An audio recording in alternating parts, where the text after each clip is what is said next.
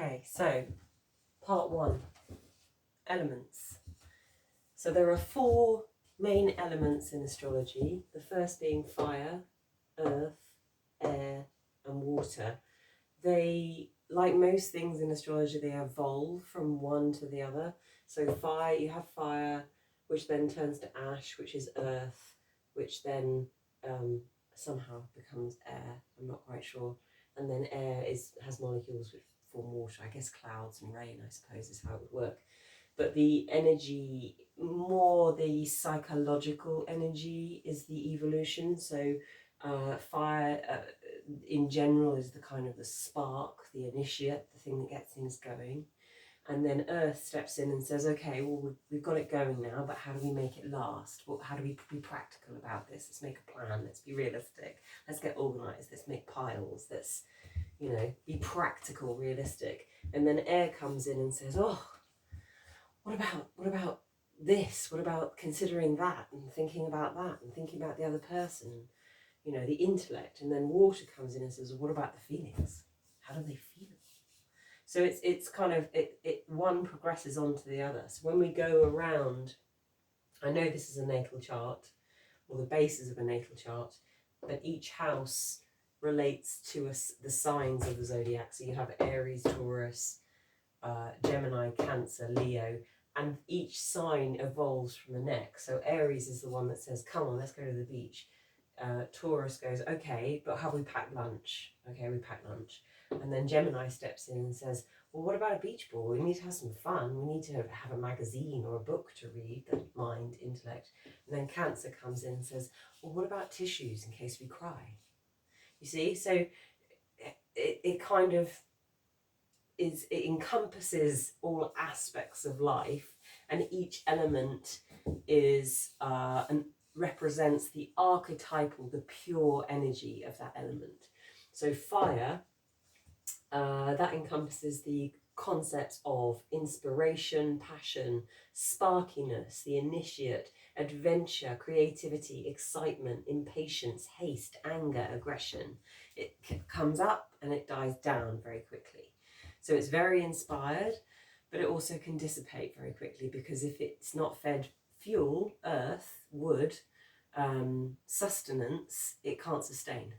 So it can get going very quickly. It can die out very quickly. Again, these are the archetypal energies that we use to as the basis of the framework, which is astrology. I hope I'm explaining that okay. You have to understand the elements. So fire, most people understand what fire would be, but these are words that would encompass them. Inspiration, passion, spark, initiates, adventure, creativity, excitement, impatience, haste, anger, and aggression. And then we come to the element of earth. Earth is practical, is stable in astrology. The earth element is practical, stable, methodical, plans, realistic, reliable, grounded, dependable, materialistic. The negatives are, of course, stuck in the mud. That's an earth, a negative earth archetype. Stuckness in general, but you're not going to get anywhere without a plan, without being realistic. So earth is incredibly important, and is also why it's considered to be nurturing, because you can't make a plant grow unless you have soil to put the plant in, for it to roots to access the nutrients in the earth. So it's nurturing and sustaining earth, the earth element. And then you have air. Air is ideas, communication, teaching, learning, speaking, reading, writing, talking, gossip. It's also justice. Fairness and justice is a very important attribute to anyone that has air dominant in their chart. You'll find that people who have dominant air are very hot on things being fair and equitable. Intellect, the intellect, reason, logic, these are all air concepts. So airy people tend to be very logical, very rational, also analytical. They can be very analytical, maybe too analytical. and have maybe, again, it's just an archetypal energy in most people's charts. The ideal is to have a balance of all of these elements, but mostly people have a dominance in one particular element. So if you have a dominance of too much air, then maybe you spend too much time thinking, too much time in your head and not actually getting anything done. Because you quite enjoy thinking things through. The air element enjoys thought, it enjoys reasoning, it enjoys analysis. It does very well in professions like the law or research or teaching or anything to do with the mind and communication. Okay, and then we come to the element of water, which is feelings. In fact, I don't even think I put that word down. Feelings, number one. Feelings. How do we feel? What does this feel like? You can tell when someone's dominant in the water element because they'll ask you, how are you feeling? And they'll want to know. They want to know, how are you feeling? Whereas if a water dominant person, so a lot of water signs in their chart, it's 12 planets and they've got, 10, and they've got mostly in water, and they ask someone who's mostly air, how are you feeling, darling? How is it going? The air person will most likely be like, oh, I have no idea what my feelings are, because they're not really in their feelings. And this is where astrology becomes really useful, I find anyway, as far as understanding other people.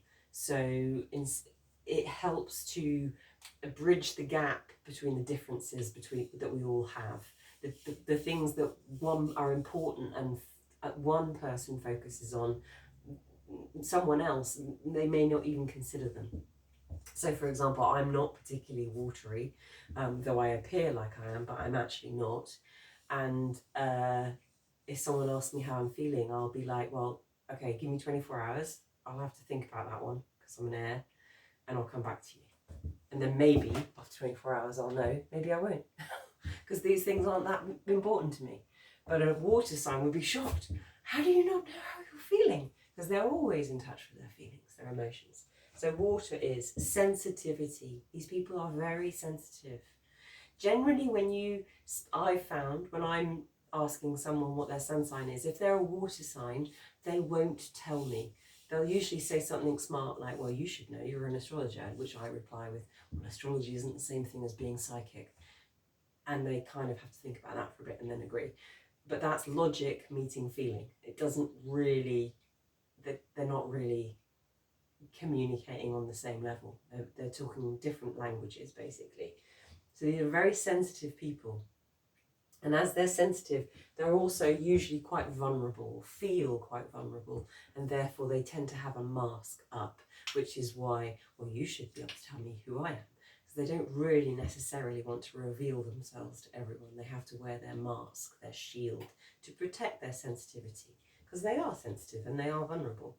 So, it's not a criticism, it's not a judgment, it's just an observation that this is how people who have the water element dominant in their chart tend to negotiate their way through life. Good detectives, because they like going undercover, wearing dark glasses, hiding themselves, so that, well, who am I? I don't know. I'm not going to tell you who I am. Quite secretive, but they're also usually very perceptive, because they have their feelings, their instinct, their intuition to use as a sixth sense to gauge other people, engage situations, to feel the room, to read the room. That's the water element. They're reading the room. They're feeling the situation. They're feeling the situation out. So intuition, psychic ability, creativity. They're also, because of their deep feelings and deep emotionality and their ability to perceive and feel not only their own emotions but other people's emotions, they have the ability, or the element has the ability, to be compassionate and to have empathy for other people, to really understand if someone's telling them what's been going on for them, how that would feel, and to really get it. And therefore it can be quite a healing element. So to be understood on a deep level is incredibly healing. So healers, psychics, intuitives have the water element. Usually it's the water element quite strong or predominant in their chart. We'll get onto that when we come into chart interpretation, as far as what parts of the natal chart are most important and therefore have a predominance. You know, that element is an important element for that person. So those are the elements. And then within the fire group, you have the signs Aries, Leo, the lion, and Sagittarius. Half man, half horse, the adventurer, shoots its arrows and chases after its dreams. And then in the earth element, you have Taurus, the bull. Try to learn how to spell. Taurus, Virgo, the virgin, and Capricorn, the mountain goat. Climbs the mountain, whatever mountain it sets for itself, it slowly and methodically gets to the top of the mountain. It's very determined, and also, you know, can be quite ambitious in that it never gives up. It's very, very resilient, very determined. And then air, you have Gemini, the twins, Libra, the scales, and Aquarius. Aquarius is the humanitarian sign. Aquarians, most people would assume by the word Aquarian, that's a water sign. Couldn't be further from the truth. The sign of Aquarius is depicted by a man holding 2 jugs, pouring water out. The water depicts knowledge. And the fact that it's pouring the water away, not over themselves, but away from themselves. They're happy to share knowledge with others, but they don't let the water touch themselves. Aquarius is, in its archetypal energy, bear in mind it's in its pure form, is very unemotional, is very detached, is very the opposite of water actually, is very pure intellect, rationality, extremely kind and caring of its fellow man and woman, but not emotional. So Aquarius is an air sign. And then water, you have Cancer, the crab, Scorpio, the scorpion, Scorpio, and then Pisces, the fish. So Cancer, and we'll go on to more in the on the signs in the later parts. I can't remember what number part signs are now. I think it's 3. But these are the elements. These are the 8 main elements that we are the kind of foundation, one part of the building blocks of astrology. The other building blocks, of course, are the planets, the houses, the aspects, etc., etc. But the elements are the foundation blocks for all the signs. So we have 3, 6, 12 signs altogether, and they're in either one of these groups of element, either fire, earth, air, or water. So there you go. That's part 1. Hope you enjoyed it.